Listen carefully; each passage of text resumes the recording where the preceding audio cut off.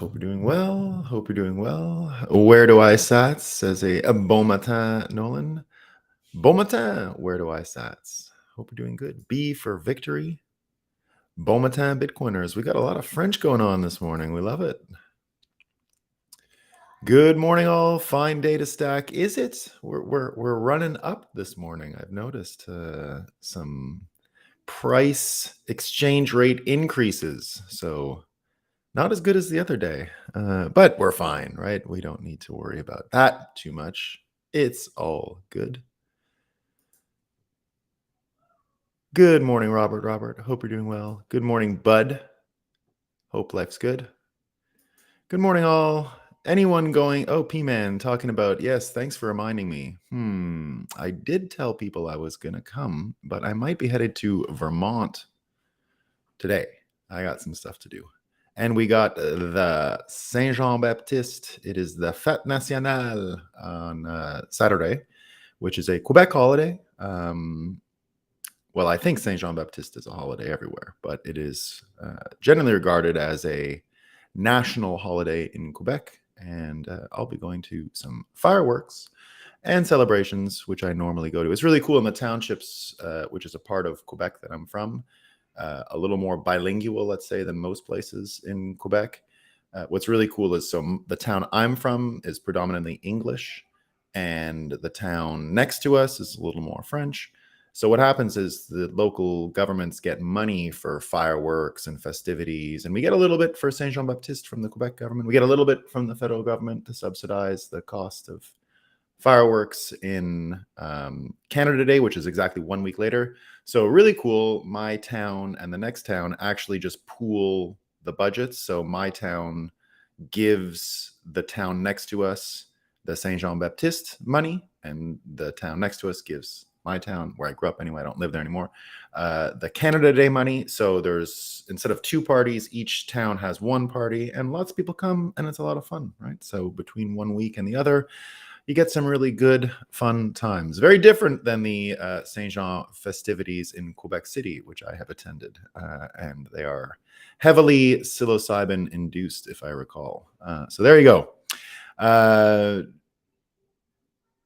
Do I do a meetup before leaving for Vermont? I'm not sure. I got a few things to do today. So if I don't end up leaving today, but I probably will. It looks like I'm going to be leaving today. So I probably won't make it, but we'll see. CK reminding everyone with a good morning. And I think I saw, there we go. Yes, indeed. 7 more subs. I've got another chapter ready to release as one of those graphic novel audiobooks. So we're getting there. We're getting there. There'll be a lot more coming out right after.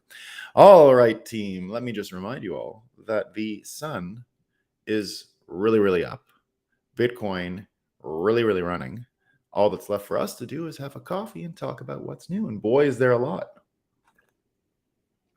But before we get to what's new, before we get there, we got a little take a little time to underline the Moscow times we live in, right? So what are the Moscow times? Well, CTV News in Canada says they're worried about inflation here in Canada too, right? You know, the money for the fireworks might not go as far as it did last year or the year before. Who knows? But CTV News, which is a major Canadian news outlet, says high government spending means more inflation, ? It's complicated. Economists say it's complicated. Okay, it's complicated. These are the same economists and experts we're going to be talking about a bit today. Here's another one. We've been talking about Ron DeSantis, and some people think he can do well in a presidential run. I don't believe so, but NBC has this headline because they're kind of worried about him coming along, maybe, or who knows what's up, or maybe they're trying to make him edgy and dangerous, right? That's what Sticks, Ice, and Hammer believes, but we're not here to add punchlines. Here's their headline from NBC: the dangerous demonology of Ron DeSantis. DeSantis is quasi-religious shadow gospel with roots in Cold War anti-communism and the satanic panic of the 1980s is more dangerous than you might think. So remember, the demonology is what's dangerous, right? But here's the best one. This one is just too good. right? I mean, it's really hard to find ones that are this high quality. Oh, hold on, I'm missing my notes here. Oh, no, there it is. So this one's great. This is from just the greatest guys in NBC. If you believe Glenn Greenwald, then you'll think of NBC as nothing more than a CIA or NSA, National Security Agency's leak machine, right? It's where you put your leaks and then they get broadcast out. That's what Glenn Greenwald says. That's what Assange said, right? So, we'll see. But here's the headline from NBC News. It's a doozy, right? All right. So published yesterday, the conspiracy candidate, what RFK Jr.'s anti-vaccine crusade could look like in the White House. RFK Jr. is a conspiracy theorist running for president as a Democrat. Experts fear his anti-vaccine activism threatens public health in America. So this journalist is named Brandy Zadrozny. And, so she says she went with him and he's this guy and it's the typical fake news media. Like it was on a cliff. He stands on the edge of a cliff with his 3 dogs sitting at attention, waiting for a treat from his pocket. Right. And, she does manage to say that it really made her afraid the whole time with him. Right. I'm trying to find the actual quote here, because it's pretty excellent. Anyway, I don't see it there. So one of the interesting things she picked up on to like qualify him as a super weirdo is that he's into falconry. Weirdly, I was talking about falconry with my kids yesterday. For what reason, I don't know. So he is a falconist, right? Like our friend Charles Hoskin, whatever his name is, the guy from that fucking coin. Who knows what it's called? Cardano, that's what it's called. He's into falconry, which is cool. So he was explaining he had these 3 dogs and they just were totally disciplined next to him. So the journalist thought it was really weird and she starts asking him about it. And she was wondering why he wouldn't feed the dogs either because of how attentive they were. And so she goes on this big, long, sort of tangent about Kennedy and his treatment of these dogs. And she says, she quotes him here saying, it's something called an intermittent reward system, Kennedy, noticing my discomfort, explains of the lapse. I learned it from falconry. If you don't give an animal a treat every time, it actually makes them more obedient, which is what we've mentioned that many times about the formula for addiction and things like that, right? So this is what she writes. Something about the way the dogs are perched, salivating, their trusting eyes glued to Kennedy, reminds me of the way the world has recently been gripped by conspiracy theories, many of which Kennedy has helped spread. Right. So we're the dogs waiting for a treat. It's amazing. It's amazing. So thank you, Brandy, for calling me a dog. It really is great coming from NBC. It really sort of solidifies some stuff. But so now put that all into the context of what we saw in the past few days. And speaking of MSNBC again, right? So we've been talking about the RFK debate with the $1.5 million prize. And of course, it's never going to happen, right? This guy is running away. Dr. Hotez, he did come on television yesterday, right? So Hotez did make it onto television yesterday. Where did he go? on NBC, right? So of course he goes on MSNBC, right, which is even faker than NBC, and he goes with Mehdi Hasan, right? So so he goes on Mehdi Hasan yesterday. He's still doing the lab coat thing, like imagine you're in your home doing a Zoom interview, and in order for like the camera effects to be legitimate, I guess, he decides to put on his lab coat, which he always does. He's always putting his lab coat on, right? So he gets in there with his lab coat. And this is what he says, many thanks to Mehdi Hasan for hosting me this evening. I explained the problems of debating science on Joe Rogan with RFK Jr. And there are several, right? So then he goes on to list his reasons, right? I'm not a debater. Who knows about science? Now, remember, we actually did talk about you can have a champion, agreed. The skill of debating, nowhere close to the skill of being a scientist. So, there's definitely some leeway there. But what I want to know about his reasons, right? You don't think you can control those reasons? You don't think you can sort of limit the questions being debated to, like, why not say, hey, RFK, why don't you pick two things? Two things. That's it. No going on, because that was his thing. He goes off into tangents and talks about other things and da da da da. Just like, what about the parameters of a debate, right? Who knows? So Hotez, just by going on that Mehdi Hassan show, I think has sort of surrendered the last bit of credibility for science, right? Anyone who's actually paying attention is not getting spun by these guys. I would put myself in the category. I'm not sure everyone would, but I did really want to see this guy and RFK debate because, again, I don't know any of this stuff. All I can do is tell who's lying and who's spinning, and that's about the extent of my qualifications to make any sense of what's going on with this vaccine thing. I'm never going to learn about the mRNA platform. I'm never going to have the vocabulary to understand it. And the best I can do is have people who have spent time understanding this debate. And then I can sort of say and tell who's got a more consistent argument, who's being more thorough, who's being less biased. And that's about it, right? That's all we can do. But we're not going to get it. So I think by not going on, he has sort of really abdicated and surrendered. It's complete surrender of an entire battlefront, which is, I think, vital for all parties interested in getting through this COVID thing and moving America forward, the world forward. Where are we headed with this stuff? So this was a complete abdication. And, as I like to call the allies in World War III, they sort of morphed into the all lies, right? So I've mentioned that many times. They're the all lies now. And I think this will just further solidify the all lies loss in the battlefield of science. Right? It's just the abdication of the complete field of battle. So the best they can do is to continue hallucinating, calling people names, but there's more to it, right? People pointed out yesterday. Now, remember, because I watched the Hotez episode. I'm not a big Joe Rogan consumer, right? I used to consume the clips as they peeled out on YouTube when he was on YouTube.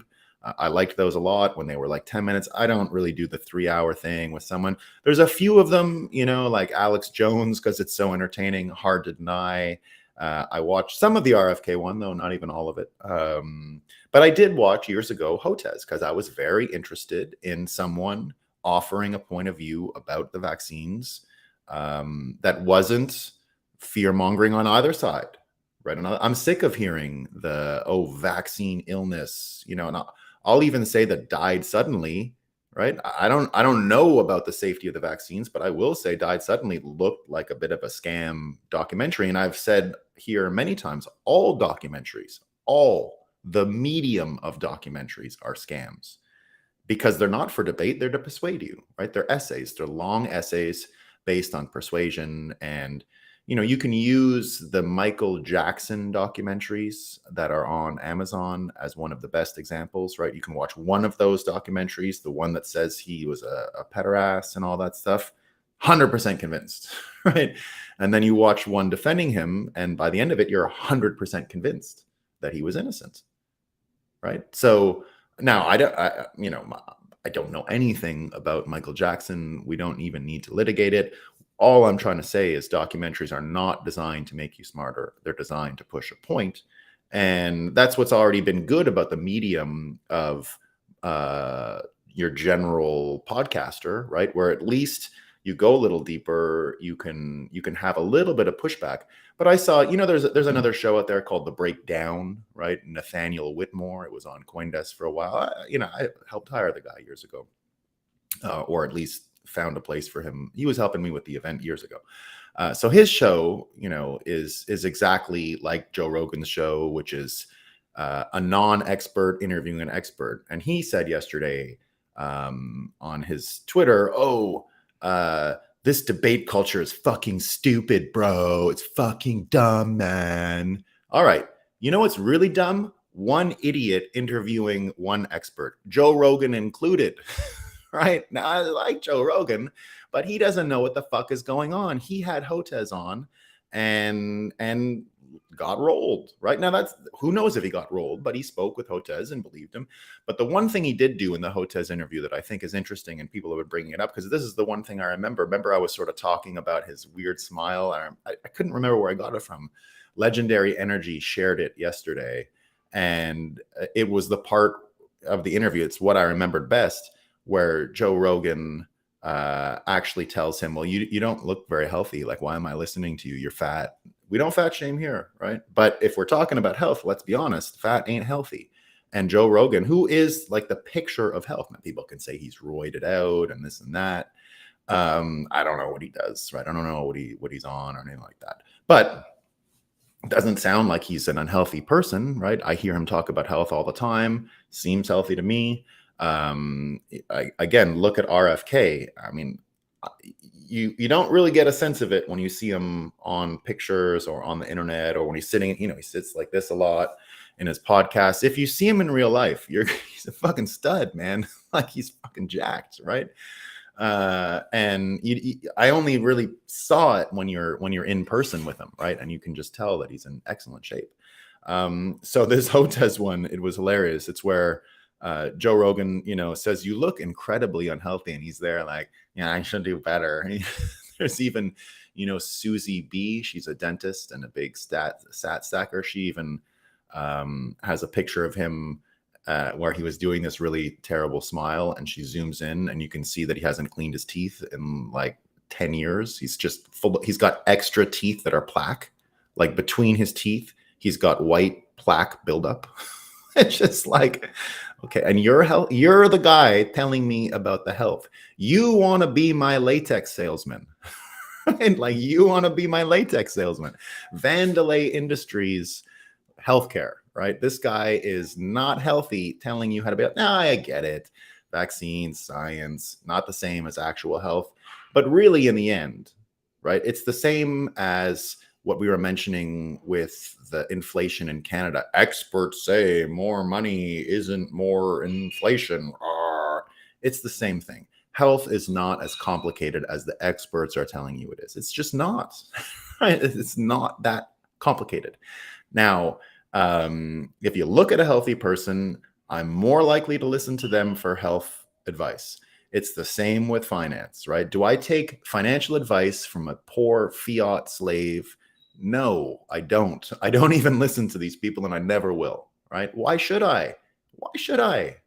So how could I have anything to learn from them? Now, I have all kinds of time and attention for people who are giving me financial advice that are much wealthier than me. Of course I do. I'm not saying I have all the answers or anything like that, but just like economy, just like economics, just like saving money, once you understand Bitcoin, it's easy. It shouldn't be complicated. That's what we're after. We're after finance becoming easier. We're after economics becoming easier. We want to lower the IQ required to participate in modern society. We do not want a confusopoly. We don't want any of that stuff. And when you stop and you look further over to science and health, it's kind of the same thing, right? Health is not as complicated as some people say. Each individual case is different. There are tons of people who have complicated health realities, right? So I'm not talking about them. I'm talking in generalities right now.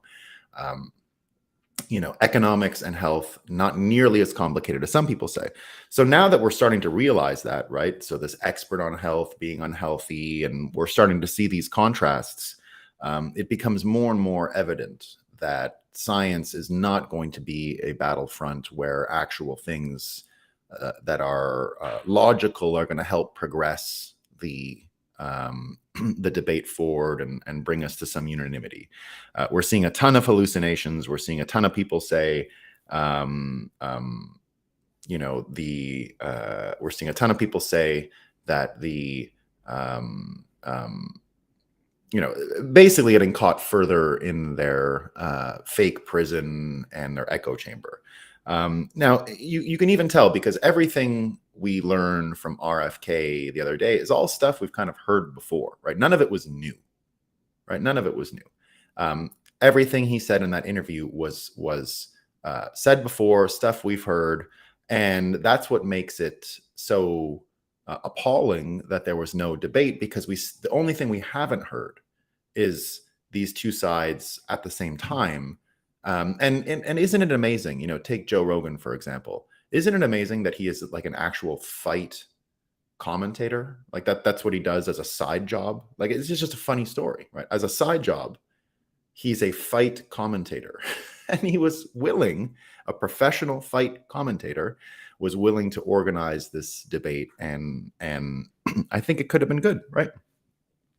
And here's how it is a total rout. And Cernovich, again, I'm telling you, Cernovich is probably the most important internet dad there is out there, right? He's just, he reminds me of someone in high school who was sort of a few years older, but had a lot of the answers and the tricks on how to get through high school, right? That's sort of what he reminds me of.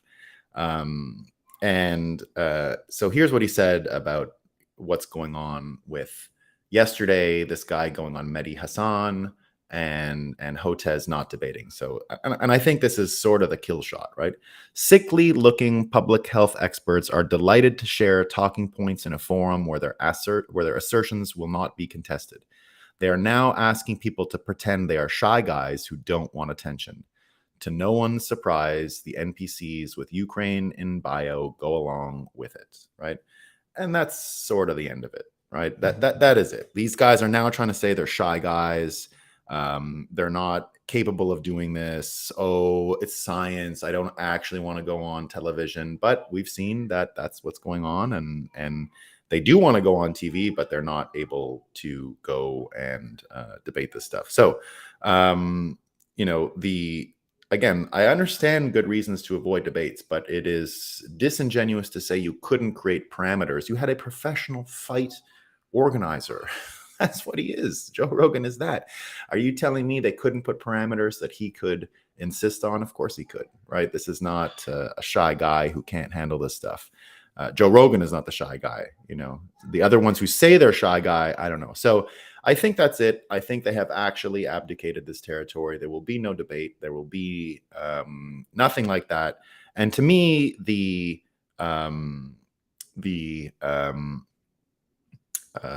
upshot of it is that we can now assume, right, when the experts sort of don't have any real good reasons, right? The one they said, oh, the format, don't know, right? We could have found a way to deal with that, right?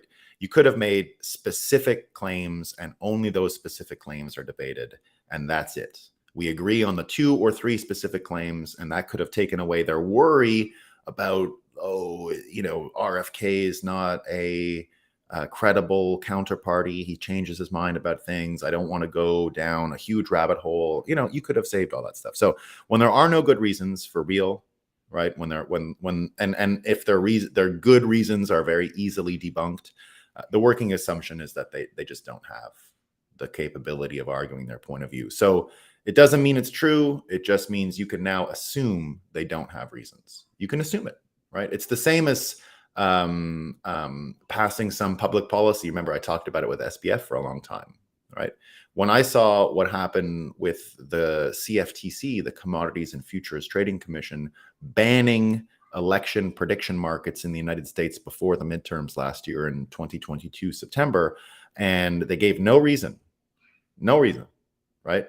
Now, I would have taken any reason would have been good, but I got no reason. And what do you do when you get no reason? You assume corruption. There's no other answer, right? And in here, we should just assume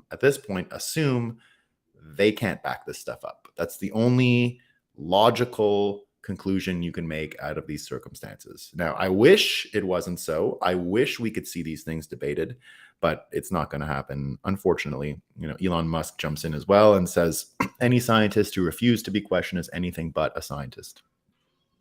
Farzad Mesbahi Farziness says Elon Musk, Joe Rogan, RFK Jr. doing more to dismantle big pharma than any politician in the United States combined, right? And Elon puts it, this is sort of where I'm at, right? Elon, again, has the sort of the moderate view. To be frank, we're lucky to have modern medicine. I'd be dead from malaria if it were not for chloroquine and Klein. But we should still question medicine rather than considering it sacred. The entire foundation of science is to question it, thereby coming closer to truth. Personally, I've been on this for a long time. You know, that whole sort of mimetic idea that lawyers are these scavengers and bad people, and, you know, we don't have a heart. Now, I'm not a lawyer, but I went to law school, and you grow up in that world, and you know, the lawyer jokes, not complaining about lawyer jokes and being a victim, not what I'm saying. But what I always wondered was why the hell doctors got away scot-free from this. Why were they saints and lawyers were so bad? Now, I've talked about Michael Crichton many times, and I mentioned when I was in law school, I did my dissertation on gene patenting and intellectual property within medicine. And it was sort of Michael Crichton who led me down that road. And he was of that same mind that I am about the lawyers, right? And the doctors. Why do the doctors, now he didn't make the contrast between lawyers and doctors, that was from my own personal point of view, but he was talking about the identity and the persona that doctors share within the wider society. And, you know, he himself was a doctor, don't forget. Michael Crichton was a medical doctor, Harvard-trained medical doctor, worked in an ER in Boston while he was a student, did his, whatever they call it when you're, you know, like an intern. There's a special word in residency. He did his residency there. And so he did his residency there. And so, you know, invented ER, the show, by the way, right? I've mentioned that many times. Invented ER, the show, owned ER, the show. That's where his fortune actually came from. But he used to always talk about this when he was talking about the genetic ownership issues and gene patenting and all those things. And what he would say is, you know, basically you can have two doctors working next to each other, right? And one doctor here, you know, how's it going? They're going for lunch. They're meeting for lunch. One doctor tells them, oh, we're going to try this new experiment. We hope we can save these lives. A lot of benefits. Who knows? But the doctor next door could have already tried that same approach, right? No one's saying murder here, but his context was people who are going to die anyway getting experimental treatments, right? So that's the context. So we're not talking about murder. So what would happen is one doctor would say, we're going to try this drug and see how it goes, right? If a doctor next door working for a different hospital, different organization and all that had already tried that experiment, knew that it wouldn't work, he can't tell him. Trade secrets, right? Trade secrets. And because it's trade secrets, that doctor who knew that if you give this whatever to that patient, they're going to die, wouldn't tell him, right? So all he's saying, this is just a mental experiment. It's not even, there are no real people here, right? And his point, though, is that and he says things like this were happening at scale. And his point was that how do doctors maintain this infallible sort of pristine identity within our culture, even though they're doing some really nefarious things, not out of personal malice, or they're not evil people. It's not a plot. It's just the incentive systems of how the health system is built in America that's producing these results, and should be questioned. And probably the only way to question what's going on is to start denuding some of these doctors of this incredibly generous persona they've been given. And that's kind of what we're seeing here, right? That's why this debate is so important. It's probably the last morsel of dignity and respect that the healthcare folks could have gotten from people who are questioning narratives, questioning what's going on. Now, I understand there's a lot of people who doubled down, right? But I think exactly as Cernovich mentioned, and it's what we talk about all the time, it's really just the NPCs, right? It's just the NPCs. It's just more NPCs. Now, in the world of democracy, of course, every NPC is equal to a playable character, a Bitcoiner, but that's not really the way the world works, right? The NPCs, if they're not being led by people like Hotez who are abdicating territory, it's just going to continue. The route is on, right? So the way I see it now, we can continue to move forward as far as questioning narratives. We can assume things are as bad as they look. And I think that's a good thing, right? I think it's a good thing. Now, it doesn't mean you don't change your mind if new information comes to light, right? It doesn't mean that.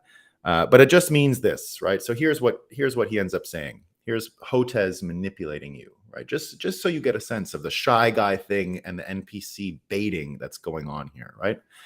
This is a doctor. Doctor. Oh, doctors, right? They're such great people. Many thanks for all of your support these last few days. After Steve Bannon's dog whistle accusation and the Elon Musk, Joe Rogan, RFK Jr. pylon, the online aggression, and even stalking for just bringing home a Father's Day cake, I don't know what to think or say. But the support from people in the scientific community, the great actors, artists, journalists, historians, philosophers, healthcare professionals, teachers, essentially those who take joy in learning new things and helping humanity, really lifted my spirits and my family's. Wow. The actors and the artists, they're behind him. No problem. What a list that he just listed. What a list, right? And to me, anyway, that I think underlines that this is a route, and we have now occupied the moral high ground as Bitcoiners, as people who are questioning the narrative, of people who are pushing for decentralization and not centralized messaging. This was a big win. This is a big win in World War III. Not debating in the end is a bigger win than having a debate, I think. Now, humanity would be better served by a debate, right? But that's not really what's going on here. This is a war of psychological influence. World War III is a psychological and economic war. Those are the main battle lines. And science was supposed to be a weak link in this battle for people who are questioning narratives, because the whole Battlefront seemed to have been armed and cloaked in the same language we see in central bank economists. It's complicated, the experts say, right? It's no such thing. So big win, big win.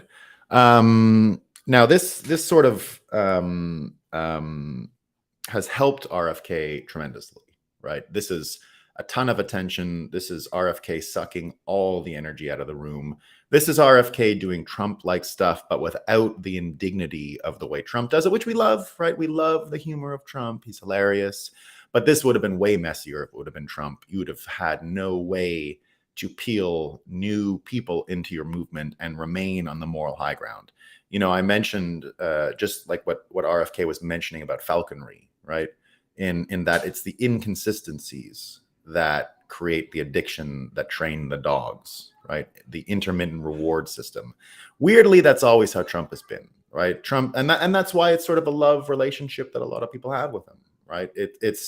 He is 9 times out of 10 exactly what you want, but he's such a failure sometimes. And it can be so irritating for everyone involved, but that's sort of what makes you love him. He's infallible. He's fallible. He makes mistakes, but that's the intermittent reward thing, right? It's every time that he makes a mistake that's how he gets all these people that love him to death, right? Because it's been like that for quite a while. And that's what I've said for a while. I'm sort of done with. I'll always love him, but I'm not sitting around defending the crazy shit, the mistakes he makes here and there.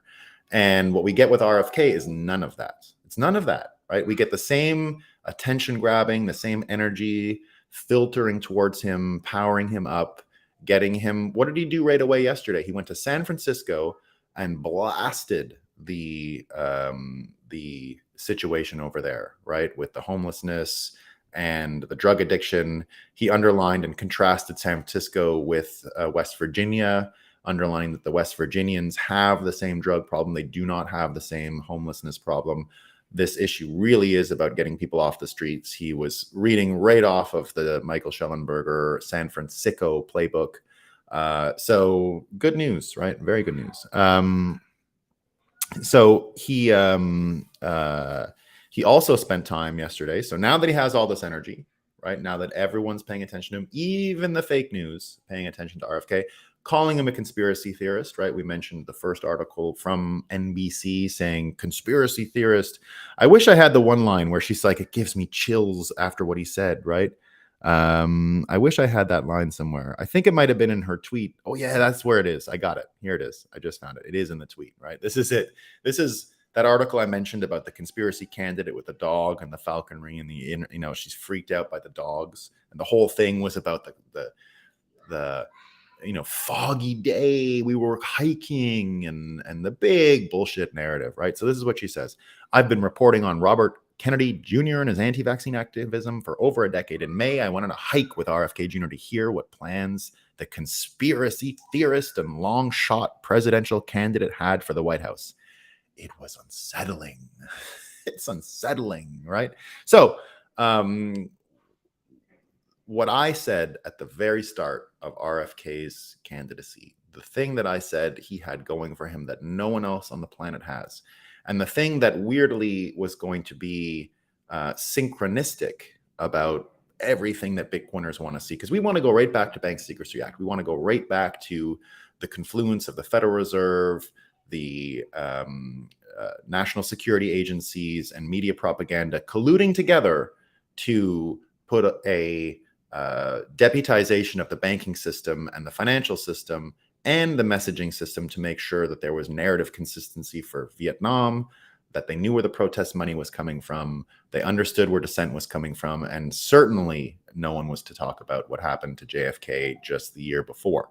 So what I've been saying for a long time, sort of tracking the history of the word conspiracy theory, tracking the history of when these insidious forces entered the American system to this scale, a lot of it does go back to JFK. Remember, my prediction on RFK comes from last November. It had nothing to do with RFK. I knew nothing about him. It was just that narrative closure around JFK is important for the fourth turning, the change of eras, which we are all experiencing around us right now, the recalibration of the planet happening right now. So what I said at the time, and what I thought was so powerful about the RFK candidacy, was simply that you can't call him a conspiracy theorist. It doesn't work. It doesn't work. There's a moral high ground argument there, and it doesn't work because he can come back and say, well, what I've said many times, right? Anyone who calls him a conspiracy theorist, you just use this line, well, they killed his dad died, and the dad's killer died, and so that was a dead end. And then his uncle earlier was killed, and his uncle's killer was killed, and his uncle's killer's killer was killed, and well, that's a dead end too then, right? So of all the people that have the right to ask questions about what the hell happened and can't be called a conspiracy theorist, it's him. He's the only guy. He's the end of it, right? So it is a useless attack on him. You can't call him a conspiracy theorist. He's not. He's a person with some questions, right? So it looks like they've fallen into the trap. They can continue to try and do it, but as an energy monster, right? He's gathered all of this energy now. He went to San Francisco. He also had a lot to say with Blinken. We continue to love the Blinken guy negotiating for us in China, right? The Blinken guy. He's out there like not exactly projecting strength, right? So it turns out that so he came back, had a bunch of crazy shit to say about Taiwan is China. We completely surrendering on that front as well, right? Because, well, here's the story about what's going on in Taiwan and China. I don't know if you know this. So he goes to China, Blinken. So he goes to China. He asks them, hey, do you guys want to set up like an emergency hotline phone, right? Do you want to put up a hotline phone between China and America to de-escalate if things get somewhere? And Xi just goes, no, it's good. We can get in touch. Don't worry about it. So right away, because obviously that would be used. The hotline phone is in, right? That's a month's worth of tensions, rising fake news propaganda. Didn't even allow it to happen, right? So you got to give Xi credit for that. You gotta, that was a clever move on the part of Xi. But here's what's actually going on. We found out, this is from Kim.com. If you look at the South China Morning Post, super shockwaves. Taiwan's People Party may shake up politics. There's an election coming up in Taiwan.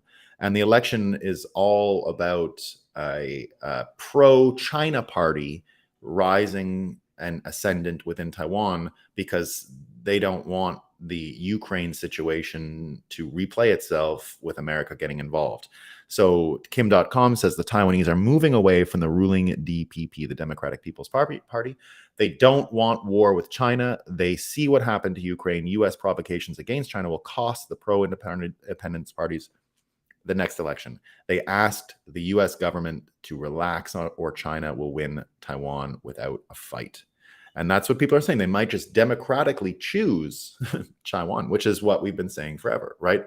On this show, every morning, we have never said Taiwan is some red line for America. It's not. We're not going there. We're not defending them. It's never going to happen. And this is just proof that it is long run. Taiwan is part of China. It doesn't mean it's part of a national body that's China. It doesn't mean the CCP gets China. It might even be the reverse, that some people want to say that China joins Taiwan, but they're together. They are one thing. They're one thing, right? Now, one thing in terms of China is as varied and diverse as any place in the world, in a sense, right? I don't, China is so big, I understand very little of what's going on past the major cities. I've been to Shanghai and Beijing and spent some time in Hong Kong. But after that, I mean, how many languages do they speak in China again? There's a lot going on there that I have no clue about, right? It's just huge. And I don't know much about it, but I understand that people are quite different there. And the variance between Taiwan and other regions in China would be consistent with the amount of variety that exists within the country. So it's not about a hegemonic thing. I just think that eventually, in the long run, just like Hong Kong, right? I'm not happy about Hong Kong abandoning a lot of the good things that made it and joining China straight up. I'm not happy about it. But it was inevitable. And the same thing can be said about Taiwan. It's inevitable. Like, it's not fun to say it that way. And it goes against some of the predisposed things you've thought about that part of the world. But that's what I see happening. And I don't think there's much we can do about it, right? I don't think there's much we want to do about it. Do we want a hot war with China over Taiwan? No. We do not. So he goes there, right? He gets totally wiped out. He has to come home and say, Blinken says, as I said, they do not support Taiwan independence, right? So he said that in the press conference when he got back. But the other thing that he was forced to discuss yesterday has everything to do with this peace plan. So we found out yesterday, Putin has shared with some folks. He had a meeting in Africa with a bunch of African leaders, or they came to him. I'm not sure where it happened. But he publicly showed the previously unpublished document from in front of South African president. And this was all about the peace plan, which had apparently been agreed to last April between Ukraine and Russia. And apparently Boris Johnson from England came in and said, don't sign the deal. We're going to give you more weapons. We're going to give you more stuff. So now we find out that as the stories progressed, that this peace deal was more or less scuttled by the Americans, right? More or less scuttled. And so RFK, with all the energy he's gotten on the vaccine debate question, jumps right into this and questions the, let me just get the tweet here, and sort of questions the entire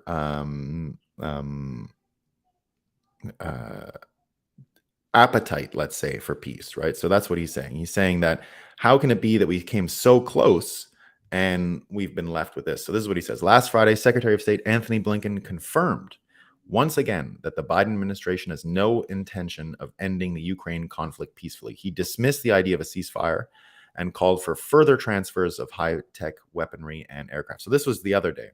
Let me find the one where he comes in, because David Sachs had discussed it as well.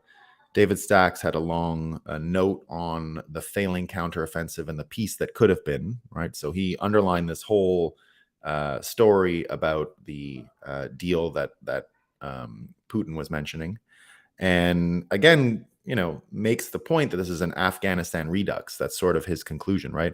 I know some of you may find it hard to believe that the realities on the ground are so at odds with the mainstream media's coverage, but it's worth recalling that the American public was assured for 2 decades that we were winning in Afghanistan. All of the reporting was revealed as a pack of lies when the Afghan army that we were supposedly standing up collapsed within a matter of weeks. At that point, the media stopped reporting on Afghanistan, just like it had stopped reporting on Iraq, instead of holding anyone accountable. Unfortunately, it looks like we're headed for a similar kind of outcome in Ukraine. The only question is when and how long Biden will be able to perpetuate a proxy war of choice that could have easily been avoided. And I saw someone yesterday, I forget who it was, they pointed out the only time the mainstream media had love for Trump was when he bombed Syria. And the only time they criticized Biden was when he left Afghanistan. So take that for what you will. And that sort of fits with my narrative bias. I don't know if it's true, but remember, we accept that we all have narrative bias here, right? So you're not coming here to hear anything different than that. So the sort of perpetual war piece here, the perpetual war piece mixed with the abdication of the science battlefront, I think means two of the principal moral high ground areas that we are fighting on in World War III are moving very rapidly over to the RFK camp. And it gets even better, right? It gets even better. So, we have this idea of a shadow government that is more powerful than the actual elected representatives. And that's really the heart of what RFK is getting to. That's why the conspiracy theorist title is so important. What he's talking about is that, more or less what you think you see as governance is not really the governance. There's something beyond that. And that's why all of his stories about JFK are so important. Remember, on that same Joe Rogan podcast, it wasn't just the vaccine stuff that he was going on about, right? He was talking about how his uncle and the Cuban situation went so bad. He knew the national security apparatus was lying to him. That's where he talked about scattering the CIA to the wind, and that he spent 1,000 days, the last 1,000 days of his life, in this war with American national security apparatus until he died. And so now we have RFK pushing the narrative that the people you see in control are not really in control. There is a shadow leadership that forces folks who are elected into doing certain things. And once again, remember what I said about the perfect president for the time, that it seems like the presidency always chooses the perfect person, or the perfect person finds the presidency at the perfect time. That was true about Trump, right? He was the great brain breaker, the great distorter of reality. He helped sort of unshackle many people from their illusions of what America was.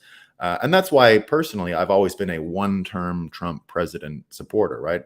Love Trump, but the work is done, right? The work is done. He's already he's already hit them with maximum force and destabilized the whole system, which is why I was always a Biden 2020 acceptor. I wasn't really going for it because it doesn't look it's not great. You don't really want to hope for it. But when it happens, I said, well, what could be better than Biden as president? There's nothing better, right? Watching him try to fulfill his mandate with his leaky, broken brain and his inability to say anything is perfect. It's perfect. It's perfect for Bitcoin. It's perfect for what we're doing. And it sort of reiterates the point that we have sort of puppet masters involved. And imagine that of all the things that could have happened in the past few days, right? We're talking about competency, war with China, what's going on, science, debates, vaccines, Ukraine, who knows? We get Joe Biden. It finally happened. Joe Biden in the same room with Fetterman, who we would love to see as president in 2024 if RFK can't make it, right? Because it would further cement this idea that you're not actually talking to the leaders. So here's what they did together. So first of all, the beauty is that Fetterman was the one speaking, trying to give a speech, right? And he can't speak, right? But what's amazing is that you've got Biden next to him, sort of like slightly embarrassed, but kind of like encouraging him. So Biden is actually like the intellectual together guy. Like he's the guy with the stronger brain next to Fetterman, which is hilarious, right? So here's what he said. Biden is here to commit to work with the governor and the delegation to make sure that we get this fixed quick, fast as well, too. This is a president that is committed to infrastructure. Yeah, and then on top of that, the jewel of a law of inflation. So it's unintelligible, obviously, right? I don't even know what he's talking about.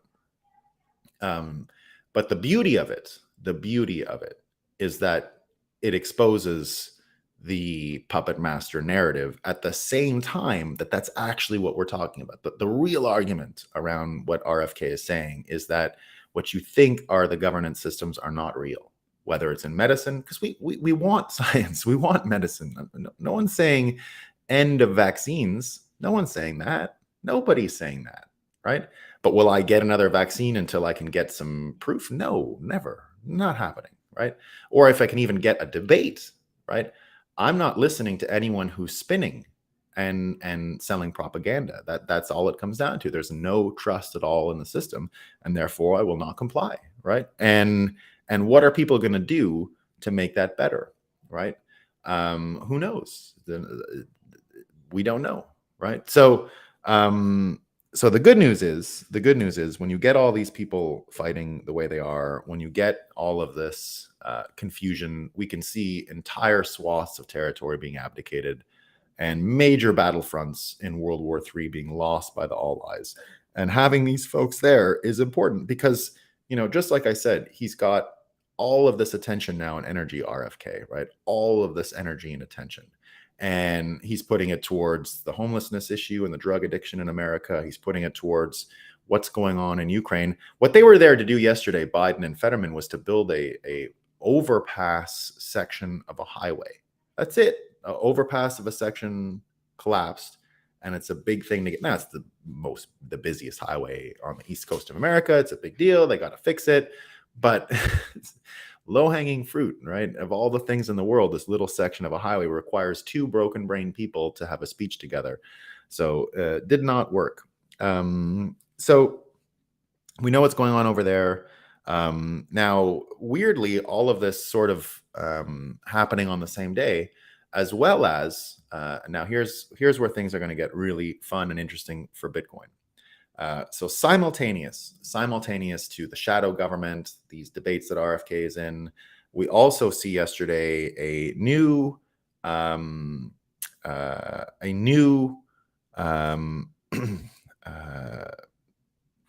I find? Oh, there we go. We find a new chair of the Council of Economic Advisors for Biden, right? Nominated last week. So he's been confirmed. His name is Jared Bernstein, and Balaji pointed out that so he got confirmed. Jared Bernstein. Balaji pointed out something he'd written in 2014, saying "dethrone King Dollar, dethrone King Dollar." And Balaji underlines the government needs to drop its commitment to maintaining the dollar's reserve currency status. Who's saying that? Some Bitcoin maximalist? No, it's Biden's new top economist. So Biden's new top economist is a political money guy, right? Because the point of the US dollar not being reserve currency anymore is so that it's not entangled in foreign debt buying and all that stuff, which would weaken the exchange rate or otherwise influence monetary policy in America to the extent that it is. What he's basically saying is America doesn't want to be this reserve currency thing anymore because it takes away from our ability to spend domestically the way we want, right? So that sort of leads to what I've been saying here for a long time, that the destiny of the US dollar is to be a type of UBI, purely political money, right? To pay for housing, to pay for this, to pay for that, but that it is not a store of value anymore. It is not something for wealth accumulation. It's no longer for collecting, right? It's for spending. It already has been that way for a long time, but now instead of, what is money, right? You can say that in all kinds of different ways. My simple definition has always been it's something you can save, it's something you can spend, it's something you can invest, and it's something you can trade, right? Not the same as spend. So by eliminating the capacity to be saved and really be invested, it's really just more for spending and trading. And so because it's just for spending and trading, it will be purely political and will be basically UBI and food stamps. And how would that work exactly, right? What would be the alternate system? Well, just so happens that Just a few days ago, the IMF announced that they're working on their global central bank digital currency platform, one digital fiat currency to rule them all. And William Middlecoop underlined, there you go, CBDC goes global as predicted some years ago. Already, 114 central banks are at some stage of CBDC exploration, with about 10 already crossing the finish line. And now that the IMF will have its own, I think you're starting to see what people are going to try here. It's going to be the BRICS2 shitcoin versus the IMF or whatever piece of the US dollar is still around competition, right? That's the sort of reset is the new money, which a lot of people have said, which is Bitcoin's opportunity to come right up the middle, right? That's what we've been predicting here for a long time, that it won't be this one or won't be that one, but the vacuum created by the option of those two will allow for the third option to rise. I continue to think that, right? And that's the reason why, right? That's the reason why, for all the things that RFK is currently talking about, right? All the energy he's currently gathering, clearly going to be a voice in the money battlefront as well. So the science battlefront, there's the third way that's appeared within the war battlefront. There's a third way that's appearing. And now in the money debate, there's going to be a third way that's appearing, which is why RFK is starting to suffer the same kind of censorship that Trump experienced, and that anyone who's sort of offering one of these third rail narratives suffers. And even things like Luke Rudkowski, who was a speaker at Bitcoin 2023 a few weeks ago, had interviewed RFK a little while ago, pulled off of YouTube yesterday. Old videos coming off of YouTube, Glenn Greenwald underlining that. So among other things, Glenn says it also underscores the vital importance of Rumble. Right, we broadcast on Rumble. And Luke Rudkowski says, played a small clip of Robert Kennedy to comment on for my YouTube channel today. Oh no, so he didn't interview him. Excuse me. And my entire channel has been demonetized. Right, so one video, entire channel demonetized. Glenn Greenwald says the extent to which Google is acting to censor RFK Jr., especially as he rises in the polls against Joe Biden and receives more attention, is very striking and revealing. Big tech now routinely censors elected officials and, of course, did so to the U.S. sitting presidents, right? So not censoring the beauty of Fetterman and Biden, because we all have to hear it, but censoring our good man RFK. So wonderful day. Lots of winning. Let's see what the comments say. All right, let's see. Baghdad bomb Montez.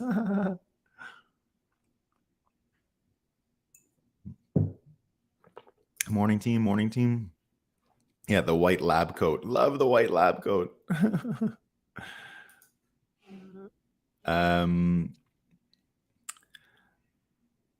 I haven't seen that compilation. I love those compilation videos, Justin. Haven't seen it yet. I gotta look for that one.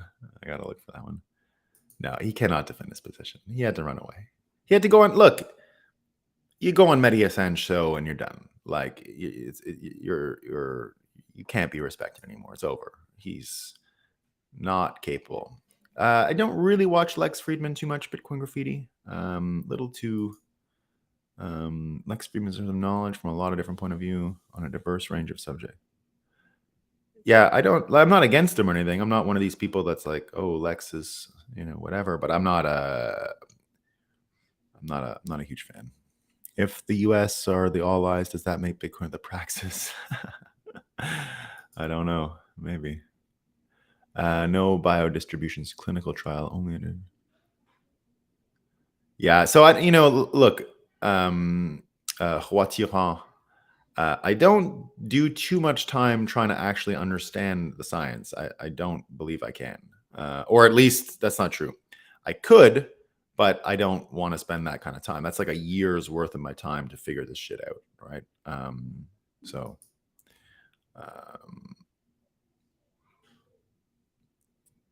They love the attention as long as it's positive. They have it. Yeah. Yeah. as long as it's positive. Definitely narcissism. And the Hippocratic Oath, no, they're done with that. They knew it would be big L if it happened, so I agree it's a win, but it definitely could have been bigger. Yeah, but you start pairing these wins in together, and you get where you're going. Homemade, you get where you're going. It is blasphemy. I do it all the time. I love doing it. Right.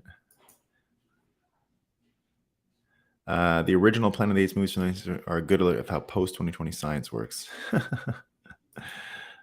Unsettling. What a wimp. Such victims. Yeah. What a wimp, huh? What a wimp. Consider conspiracy theory in America. Yeah, I'll check that out. Tell that to the Uyghurs. I don't care about Taiwan as long as all men are removed food if they want to. Yeah, no, it ain't cool what's happening to the Uyghurs. That's for sure. But again, it's not worth, unfortunately, it's not worth us living under tyranny if all we get is a war with China and maybe the Uyghurs are freed. Like doesn't jive well. RFK equals grifter, recycling guy. I mean, where's the grifting? I don't know. Maybe. I mean, I don't see it. I would be disappointed if he was, but he looks sincere to me. People think Trump or Elon or Rogan or any of the social media grifters will save them. Not asking to be saved. I own enough guns and a farm. I don't really need to be saved per se. But I like people who fight back, right? Like, and I'm not asking for heroes, but I want someone to throw a punch. I would throw it. I don't have a problem mixing it up with these guys, but they have huge audiences. So there you go. Well, that is BS. Presidents suck back to JFK. Yeah, they do. Well, I was a fan. Look, you gotta respect the skills of Nixon.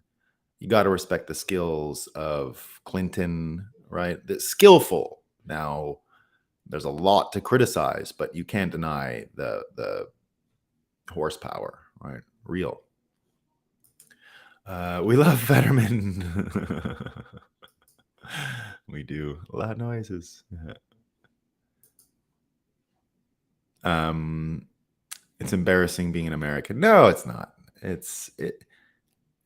Well, it's always semi-embarrassing to be an American because everybody sort of has something to say. But look, it's hard to be at the forefront of this stuff. Everyone else stands on the shoulders of Americans when it comes to, a lot of the good stuff in our world. It's like, a lot happens in America that is still amazing. But yeah, there's some embarrassment.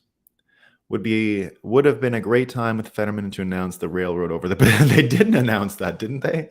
Didn't they announce the railroad over the Pacific recently? I thought I heard that. I think that was in my running once for fake news. Yeah, so I think that's what I mean, Ken. I think you put it perfectly there. Yeah, it's embarrassing that other countries still follow America to that extent. I was anti-vaccine even before this fiasco. There's plenty of evidence that they do not work. Listen to the doc by Andrew Kaufman. Yeah, I mean, I did know about some of the stuff from RFK, and there were a few more vax people. Like I pursued the autism thing for a while, and that didn't come up with any proof or any insight. Just wanted to know what was going on with the debate, why they were anti-vax people, and I understood early that the business model of vaccines was a problem, and because they were so commercially capable of hitting the market because of the morality question and the ethics, once I heard the follow the money argument around vaccines, I was very skeptical. So I've never gotten one of those flu shot things or anything like that, right? The verbiage has nothing to do with the action.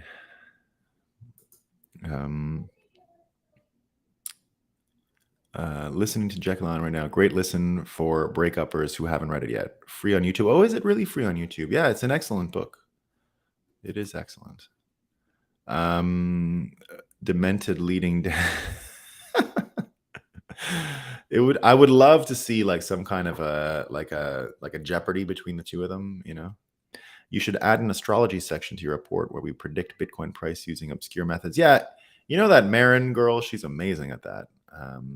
But I'm a pretty big like a classical newspaper setup. You know, so to be honest, that's I've probably mentioned it here before, but when we first were doing like we put charts, you know, because remember CoinDesk started as more like an engineering, technical cryptographers news source, right? It was very technical.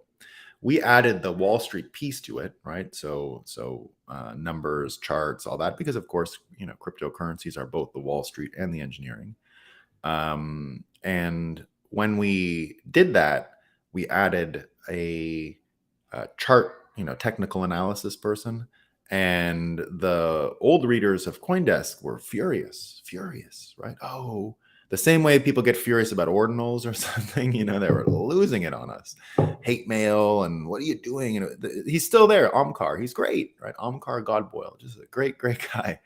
And that was what we said. Look, you know, the technical analysis is like the horoscopes. It's the same thing, right? Can a newspaper have a horoscope section? And that's sort of how we talk people down off of that, right? But it is a good idea, Bitcoin Graffiti, as an intermezzo or ending for breaking up the breakup. I like it. I like it. It is a good idea. Thanks, Tommy. We love it. We love it. I saw Tommy had put the count from Sesame Street on Twitter the other day when I was spotted at an event, which is cool. Thanks, man. It's only embarrassing if you identify with it. Yeah. You know, there's a lot of good stuff with American national identity. I think that's what Bitcoin Graffiti is talking about. Bitcoin is freedom, indeed. Thankfully, I never believed the government. Why are we still having vax? And yeah, I agree, recycling guy. It's, you know, it's the vaccine stuff is super boring, right? Super boring. I hate it, as I mentioned a few times. But what I think here, I'm not really talking about the vaccines. Again, I don't know shit about them, right? Don't know anything about vaccines. Zero. I am not a vaccine expert at all. I know nothing. But this was not about vaccines. It was about science Battlefront, because that was always sort of a weak part, if you will, about the people pushing for this third rail stuff. In the same way that Bitcoiners complaining that economists, it's too complicated, you wouldn't understand, is sort of an attack vector for Bitcoiners, right? The minute you start saying, well, that's what we're saying. We're saying lower the IQ to participate. It should be more simple, right? So by abdicating the science Battlefront, by not engaging in this and trying to make it simple for people, it's a different question that vaccines good or bad, right? So I hope that came through. I don't want to make it sound like this is a resource for understanding vaccines. It is not. We are not your go-to for vaccine knowledge. We don't know shit, right? Nothing, like less than nothing. Because we can never well, that's the other thing too. And so on the vaccine front, never forget, I am for dropping people from space, right? I am for public executions, for and really fun ones, right? Let's drop these guys from space if we find out it's as bad as we think it is. I don't think Hotez is on the list of people getting dropped from space, by the way, right? It's the people who really lied. Did he really lie? I don't know. He might just be a coward, right? That's fine. You don't get dropped from space for being a coward. That's fine, right? Oh, here we go. Just finished Wizard of Oz, so I could really enjoy your work. Indeed. I think the green glasses are really the strong symbol in that novel. I gotta look that up. Vaccines are a perfect example why we need to break up with fiat. That's why. Yeah. That's why, again, as Daniel said, that I chose the word breakup for the title of the show because it is about it's a complicated thing, relationships, right? No matter what, we're in a relationship. Even if we're total Bitcoiners, we're still in a ridiculous relationship with this system, and it's untenable. It's gotta go in some direction, right? And Emerald City, yeah. It's policies on both left and right wings that were passed long ago that opened the door for that. Yeah. All right. That's all I got, team. Oh, let me see what we got here. One more. So it causes abandonment trauma with fiat. I think some people might be experiencing that. Yeah. Or at least don't want to experience that, right? They feel like that's what you're seeing, guys. That's what you're seeing out there, right? The anger when people are not wanting to see this stuff about the debate, or they're using ad hominem against RFK and willfully spreading the ad hominem. There's a form of abandonment trauma going on there, right? Denial stage of grief. Yeah. Sorry, Bitcoin Graffiti, you had asked me for a few of those on Twitter. I'm not an expert on actual breakups. I'm not an expert, but I'm going to learn a little bit more about those stages and see if I can mix it in. All right, team. That's all I got for today. I shall see you from the farm tomorrow. I will be there. Capitulate. Yeah, it was total capitulation. Total capitulation. Which is great news. It really is. Getting this. Definitely going to check it out. Bitcoin Graffiti. Definitely going to check it out. But that's all I got, guys. I'll see you. I'll probably be on the farm tomorrow. Peace.